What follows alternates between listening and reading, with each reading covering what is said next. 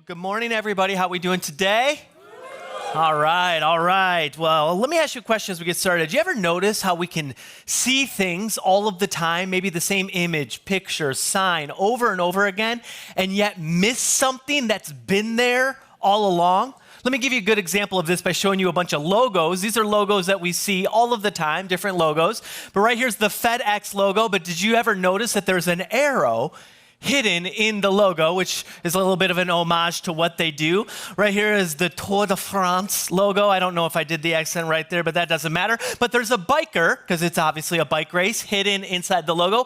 This is a hockey team, the Washington Capitals, and so there's a Capitol building actually underneath the eagle. Here we got Tostitos, our favorite chip come football season, and you see two amigos here holding a chip with a bowl of dip. Maybe you've never seen that there. Now you'll never be able to unsee it. You have the Goodwill logo here, and we drive by the Goodwill all the time, and we're like, oh, that's a happy place, but the happy face is actually the letter G, which is the beginning letter of Goodwill, and then up here is Baskin-Robbins, known, hidden in pink, for their 31 flavors, which, by the way, who gets anything but mint chocolate chip anyways?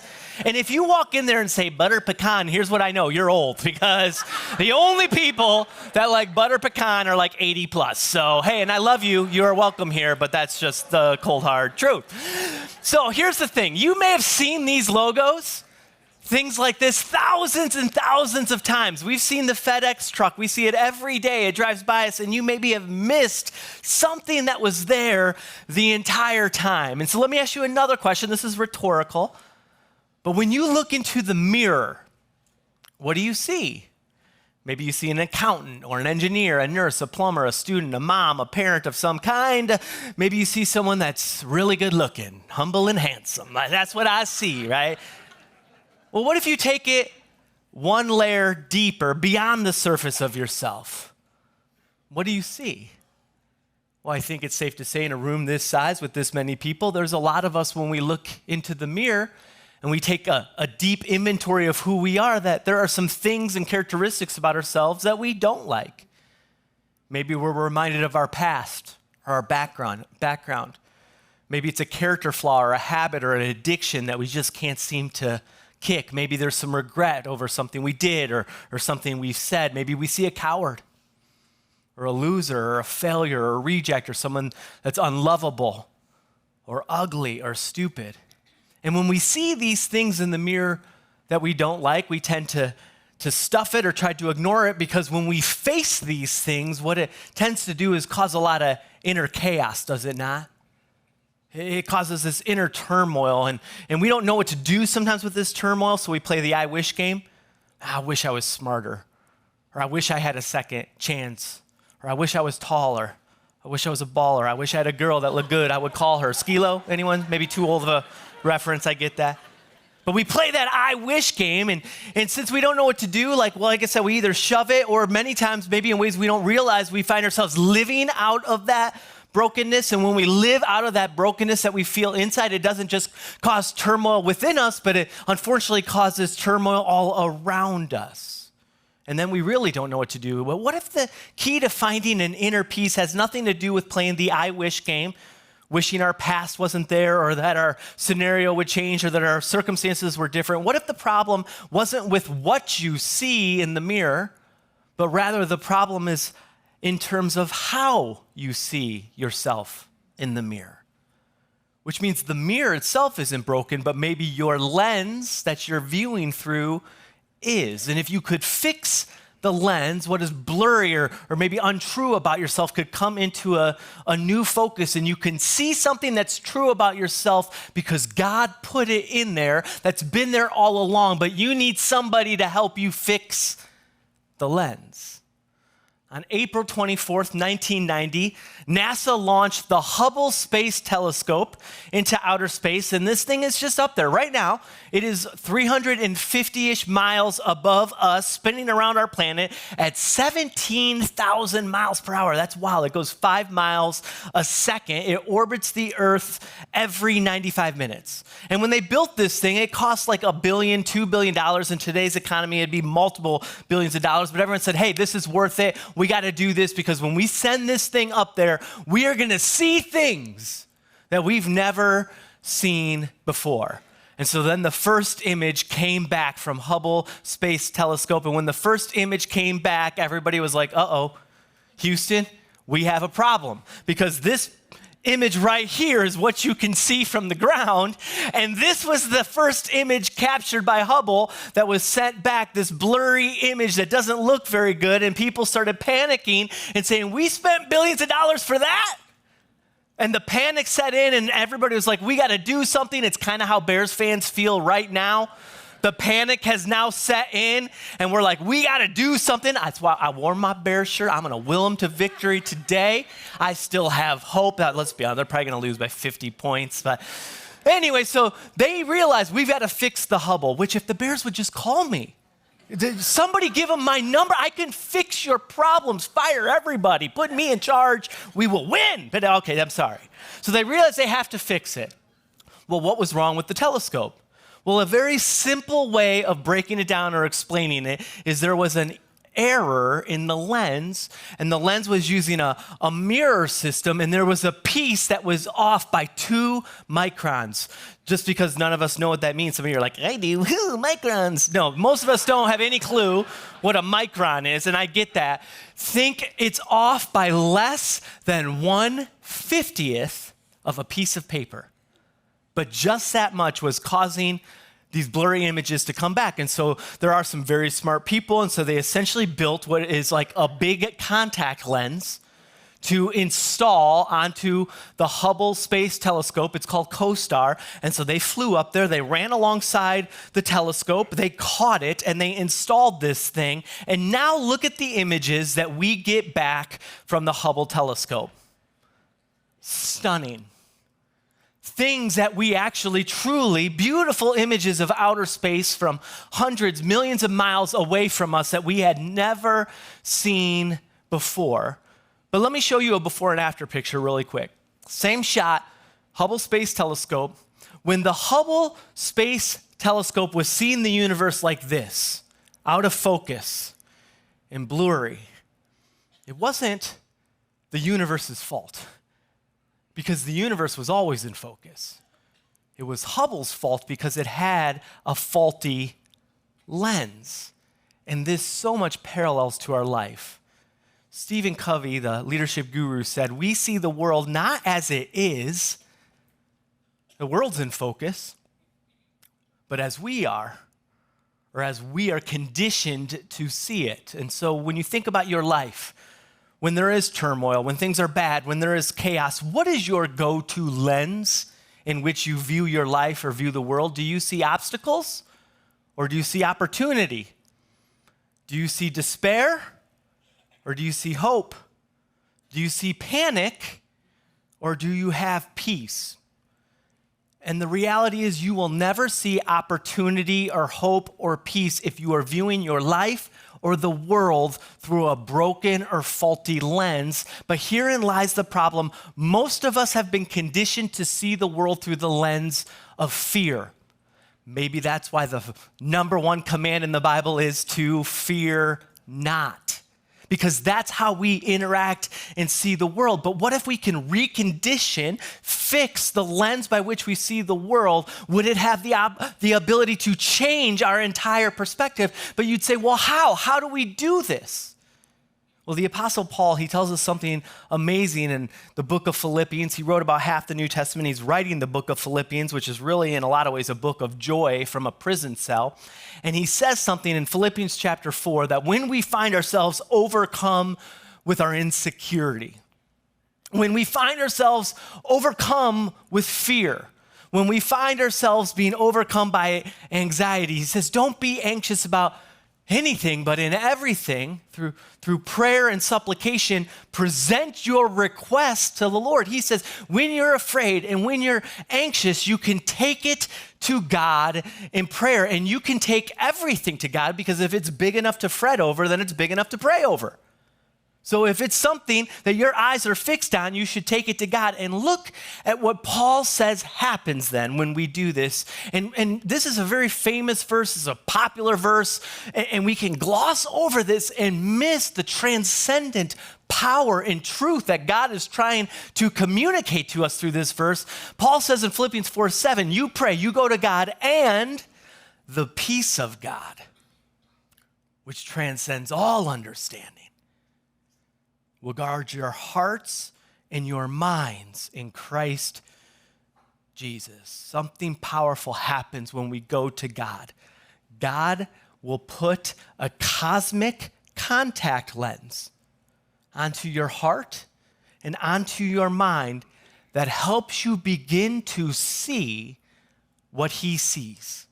And when you begin to see things through his perspective, your situation may not change, but you will have peace in that situation because you're now able to see God in it. And that peace now in that situation, it goes beyond our comprehension and understanding, because once again, the world has been conditioned to see things through the lens of fear. So anyone else, when their world is falling apart, they have whatever that diagnosis is or whatever that outcome is or whatever they're hearing, their world is falling apart. And yet the same thing comes to your doorstep and you hear that your name and cancer are in the same sentence, and yet you still feel peace. And you're like, it doesn't make any sense. How do I have a peace? Well, it's beyond comprehension because you're able to see that God is with you. You see, when your go-to lens becomes his eyes, you get a supernatural perspective that brings a whole new level of clarity to the world around us. And there's a story that I want to unpack with you in the Bible that I think helps us understand what I'm talking about right now. And in this story, we're going to hear our name for God, the series that we've been in this week. And so I'm just going to dive right in. We're going to be in Judges chapter 6. I'm going to shift gears without a clutch right now a little bit. We're going to dive in and we're going to unpack everything as we go. So Judges chapter 6, starting with verse 1. The Israelites did evil in the eyes of the Lord, and for 7 years, he gave them into the hands of the Midianites. Because the power of Midian was so oppressive, the Israelites prepared shelters for themselves in mountain clefts, caves, and strongholds. So let me pause real quick. In the book of Judges, what you actually see is the nation of Israel, they venture into the promised land, and as they're now in the promised land, they are yo-yoing in their relationship with God. God, I love you. God, I love you not. God, I love you. God, I love you not. And some of you have dated somebody like this, and it never ends well. But here now, Israel has rebelled, and God would allow, because we're not slaves to God, God would allow us to walk away from him, still does if we choose to do so. But when we do, you have to live and die with the consequences of that decision, walking away from God. And so here we see the Midianites, it's this cruel, oppressive people, have now overrun Israel, and it's so bad they have to resort to hiding, and there's so many of them. If you continue on in the narrative, verse 5 calls them locusts. There are swarms of them, and what do locusts do? They consume and take everything. And so they've literally taken everything from the nation of Israel. So verse 6, Midian so impoverished the Israelites that they cried out to the Lord for help. It took them 7 years. 7 years of suffering under the Midianites. And I don't know what it is, by the way, about human nature that we wait sometimes until we hit rock bottom before we will call out or ask for help. Maybe it's our pride. Maybe it's our stubbornness. Sometimes it's just flat stupidity. But finally, they do. After 7 years, the people are like, oh yeah, God, we should ask him for help. And God, who is rich in mercy, never comes to us and says, well, it took you so long, you morons. About time you asked for my help. No. The Bible tells us that his mercies are new every morning. Every day. You get a second chance if you want it. Every day you can call out to God for help. And so God, he decides to intervene on behalf of his people. He decides to help them. And God always partners with people when he does his work. And so he's choosing a guy by the name of Gideon to come alongside and help him deliver the people. And so let's jump to verse 11. The angel of the Lord came and sat down under the oak in Ophrah that belonged to Joash the Abiezrite, where his son Gideon was threshing wheat in a winepress to keep it from the Midianites. We're going to come back to that. It's important. When the angel of the Lord appeared to Gideon, he said, "The Lord is with you." Hear what he calls him, mighty warrior. "Pardon me, my Lord? Come again?" Gideon replied. "But if the Lord is with us, why has all this happened to us? Where are all his wonders that our ancestors told us about when they said, 'Did not the Lord bring us up out of Egypt?' But now the Lord has abandoned us and given us into the hand of Midian." The Lord turned to him and said, "Go in the strength you have and save Israel out of Midian's hand. Am I not sending you?" "Pardon me, my Lord." He's very polite. Gideon replied, "But how can I save Israel? My clan is the weakest in Manasseh, and I am the least in my family." Let's pause here. So an angel comes, the angel of the Lord. Most scholars would say that this is now a physical manifestation of God. So God is speaking to Gideon, and he calls him mighty warrior. "You will be the deliverer of my people." And it's in this moment the Rocky music plays, and a montage of Gideon cutting down that oak tree and putting it on his shoulders, and he's hiking through the snow to get ready to fight the Midianites begins to happen. No, we don't see that at all, do we? What we see is he begins to make excuses. He doesn't rise to the challenge. He cowers from the challenge. He begins to make excuses for why he's not able to do the very thing that God is asking him to do. He's like, "Hey, I don't know where you were, which tree you were thinking you were going to stop at today, but you got the wrong address." And so he even questions God. He says, "And hey, by the way, where have you been?" Now, God could have said, "I've been here the entire time, but you people chose to walk away from me." I don't know if you remember, 7 years, things can get a little blurry, but that was your choice. But therein, once again, that's human nature. When we suffer the consequences of our bad choices, when we suffer the consequences of our sin, we will blame God from the prison cells of our life, forgetting that we got there one step or one choice at a time. But God's always standing ready on the other side of the cell to break us free, and actually he did, because Christ came to set us free from sin and death. He's already unlocked the door, but once again, we live so afraid sometimes that we get comfortable in our prison cells and we're afraid to walk out into the life that Jesus is calling us into. And so what we see with Gideon and why he's questioning God, it's really because he's not questioning God, he's questioning himself. Because we do this because we know God is calling us out into something else. We're just not sure if we're honest, because when we look in the mirror and do an honest inventory of who we are, sometimes we're not sure if we have what it takes to do what God is asking us to do. And so look at how Gideon sees himself. His final excuse is he just goes down a laundry list of why he can't. "My clan, it's the weakest. I'm the least in my family." God, you've got the runt of the litter here. Do you know who you're talking to? I'm the wrong guy. And so what his excuses are showing us is that he's simply afraid to do what God is asking him to do. And we see this from context clues even in the text.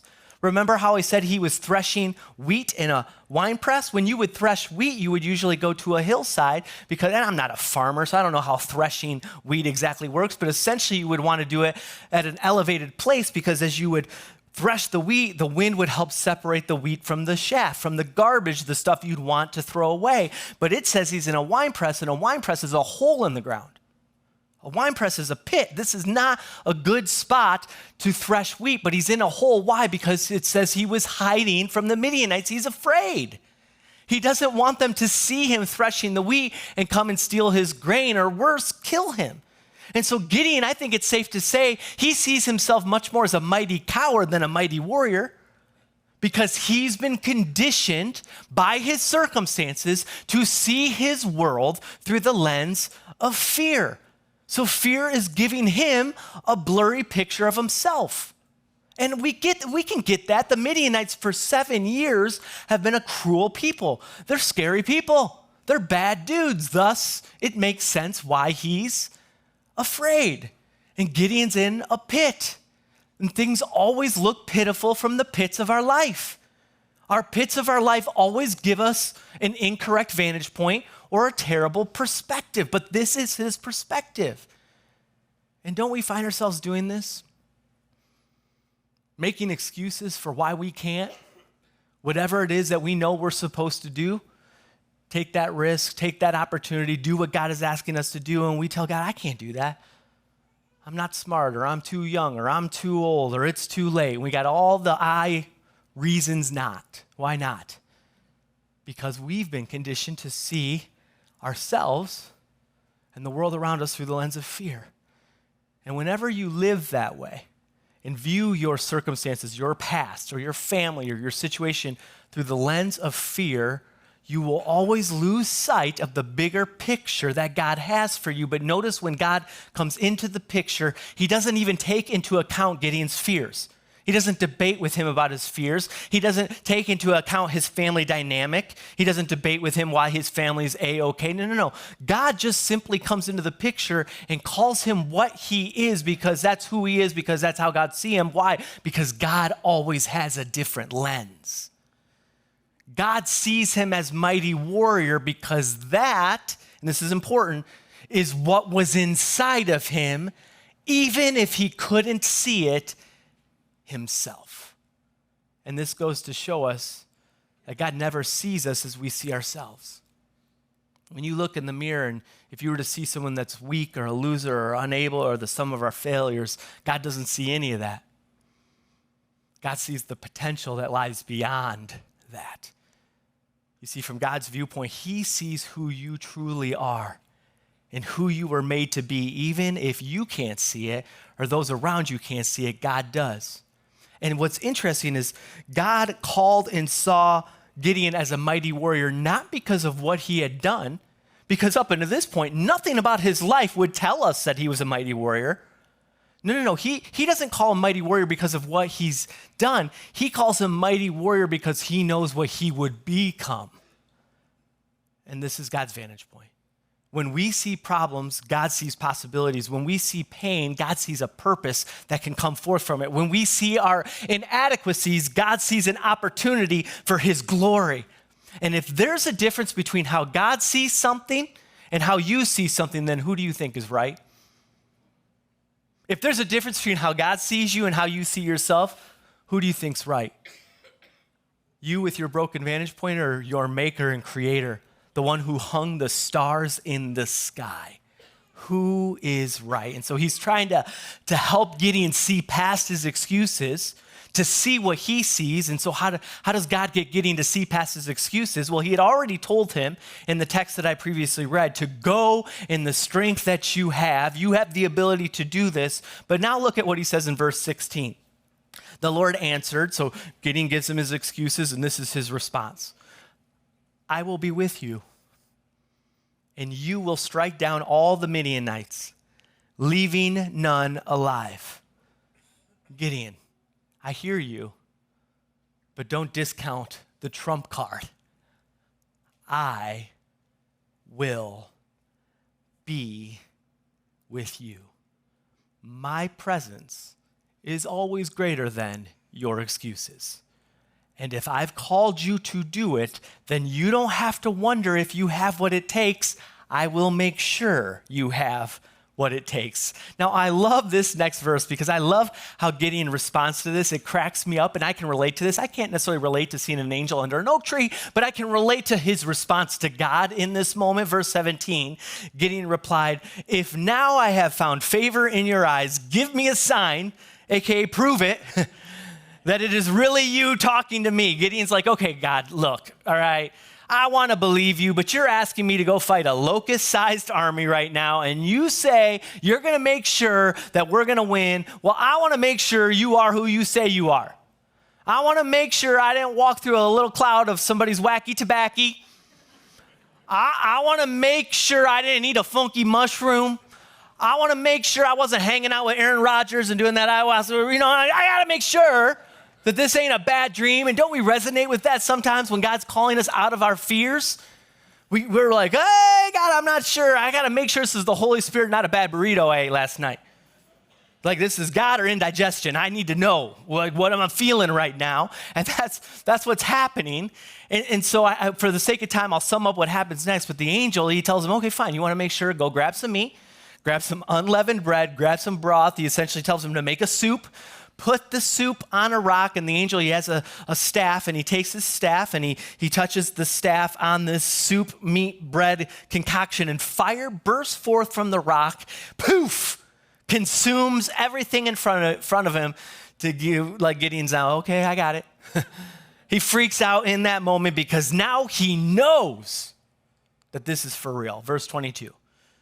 When Gideon realized that it was the angel of the Lord, he exclaimed, "Alas, sovereign Lord, I've seen the angel of the Lord face to face." But the Lord said to him, "Peace.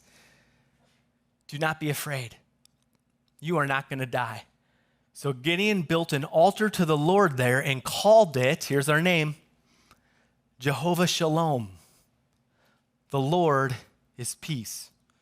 So his first reaction is fear. He thinks he's going to die because to see God is to die.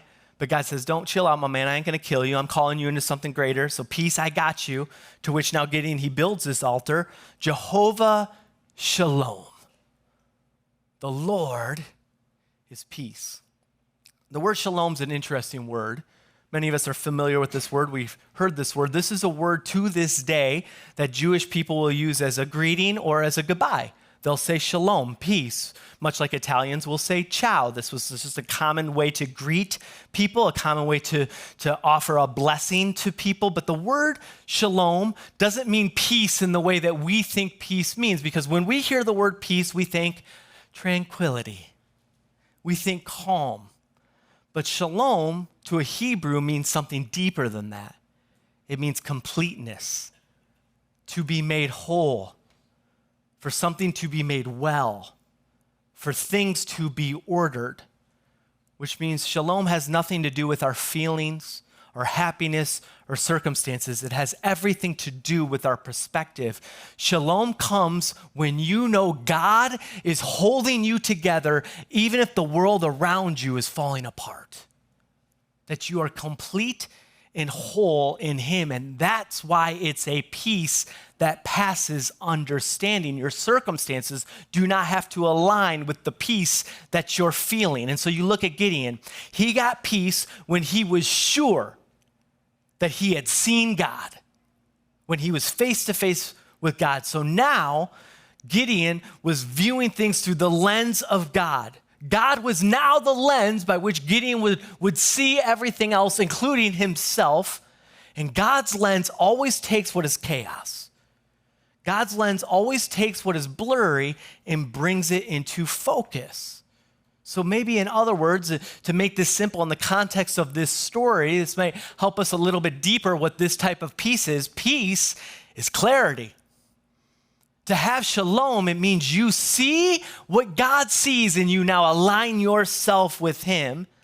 That's what it means to have peace. It's a clear picture of your reality. And we see this clarity was given to Gideon in three ways, and it's the same way that we get this type of shalom and peace, and it comes from God. God gives us a clear picture, first of all, of who we are. And so He gives Gideon a clear picture of who he is. He says, you are a mighty warrior.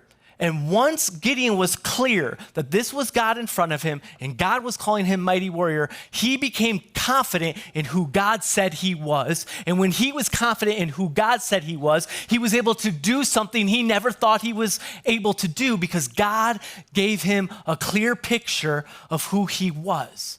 God gives a clear picture of what you are to do. He told Gideon to go in the strength that you have. I.e., if I've called you, then I will equip you. If I've asked you to do it, I'm not setting you up for failure.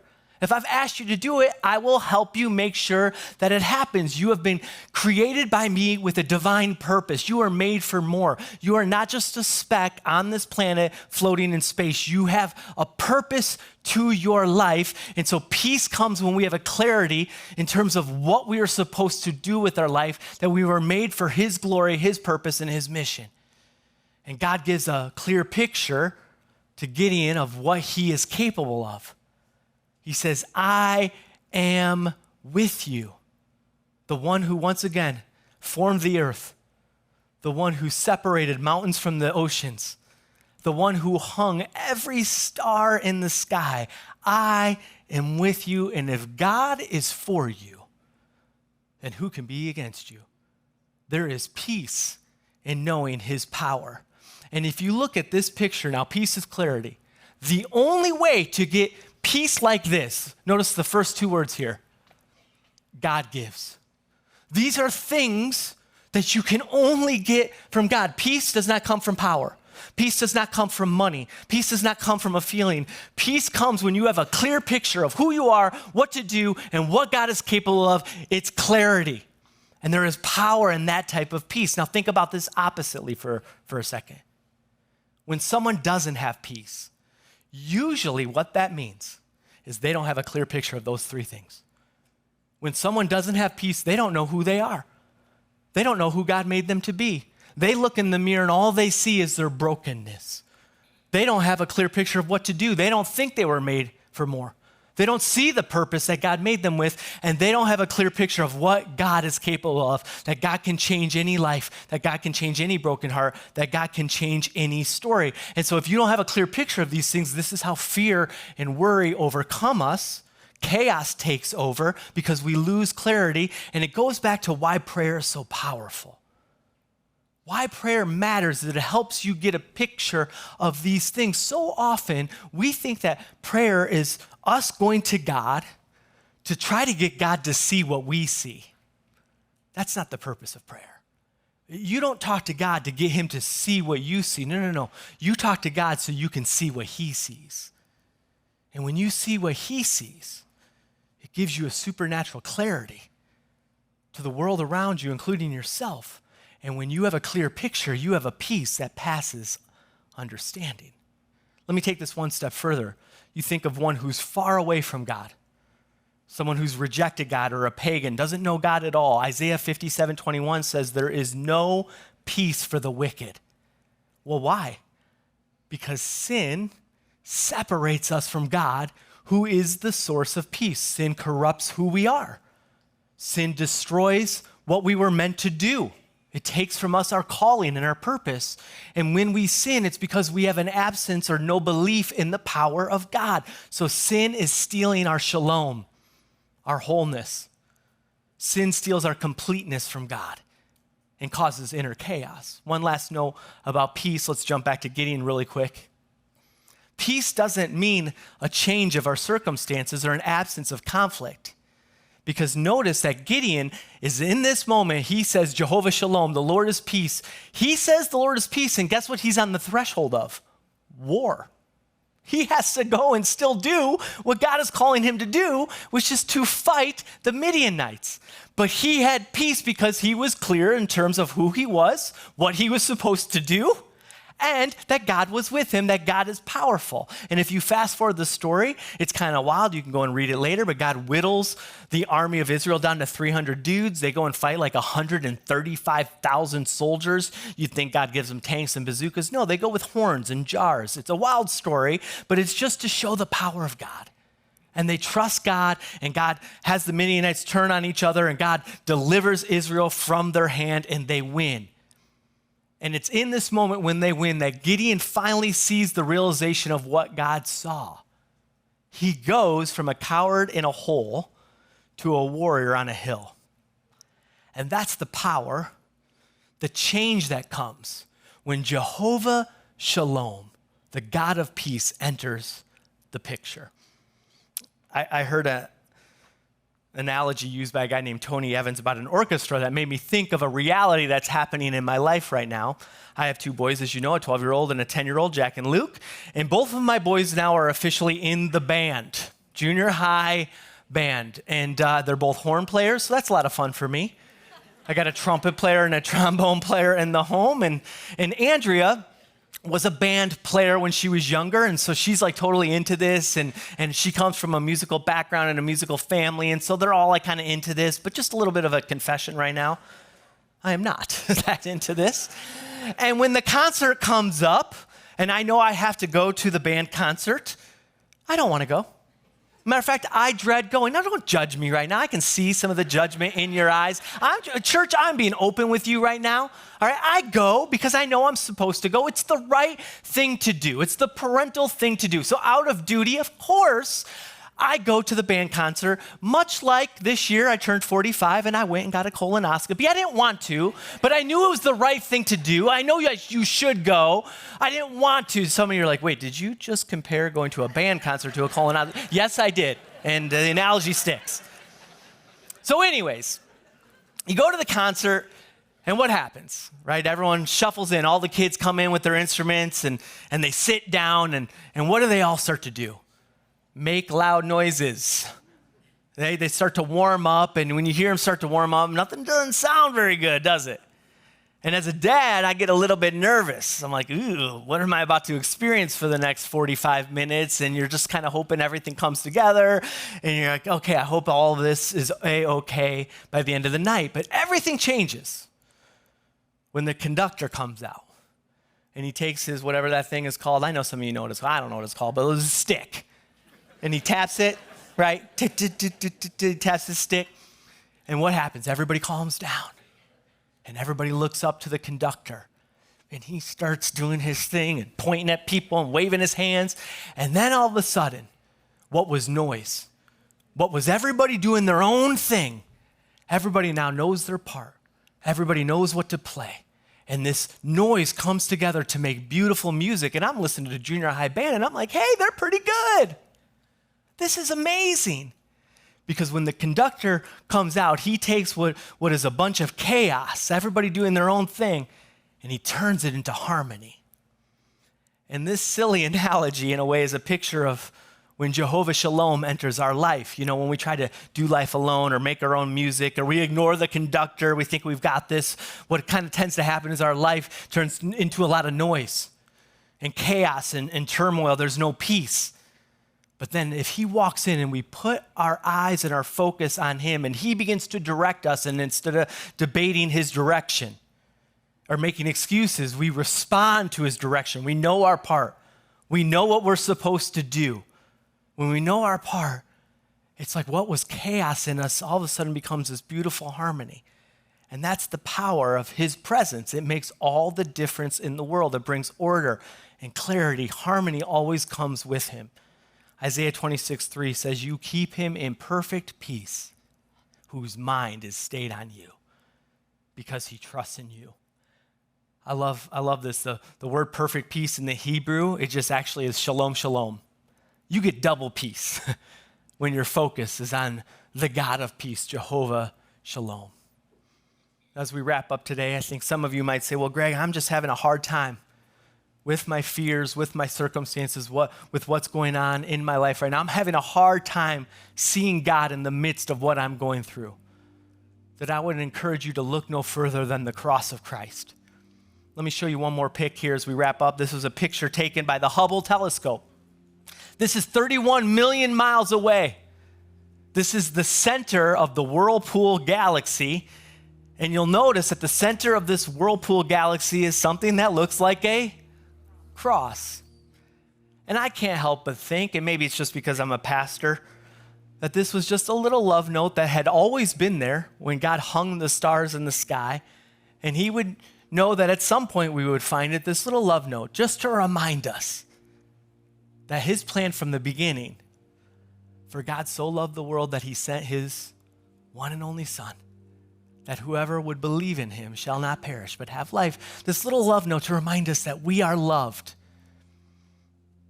And you are loved, even if you can't see it. The cross is proof to that.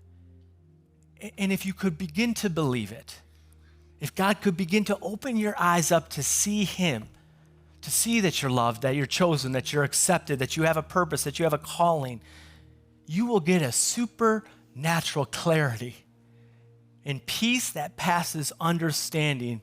Why? Because Jesus is the Prince of Peace. And so it all begins and ends by putting your eyes on him. And so we're going to wrap up this series that we've been in, the names of God. We're going to sing a song just to wrap it up. And the reality is there's thousands of names for God all throughout the Bible. And it actually doesn't matter which name you resonate with. What matters is that you have a name that you do resonate with.